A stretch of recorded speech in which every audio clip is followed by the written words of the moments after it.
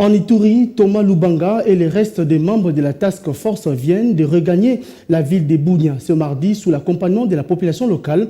Capturés par les miliciens de la Codeco, ils ont passé près de 2 mois avant d'être relâchés par leurs bourreaux. La circonstance de leur libération reste encore controversée. Une partie de l'opinion locale évoque une libération voulue par la Codeco. Une autre, par contre, évoque une évasion de ces ex-seigneurs de guerre, de leurs ravisseurs. Actuellement, Thomas Lubanga et ses coéquipiers sont sous contrôle de l'armée loyaliste Marcus Loïka pour plus de précision.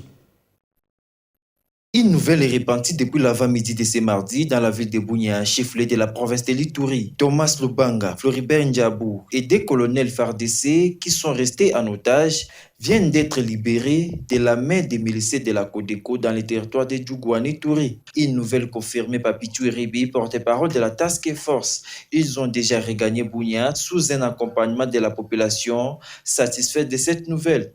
D'autres sources sécuritaires, voire proches de la Task Force, parle d'une évasion de ses membres auprès de leurs preneurs d'otages, une opération commanditée par des colonels FARDC. Cette version n'est pas encore confirmée par des sources officielles. Ces émissaires du chef de l'État étaient pris en otage depuis le 16 février au nombre de 8, dont Thomas Lubanga, Floribert Ndiabou et Germain Katanga.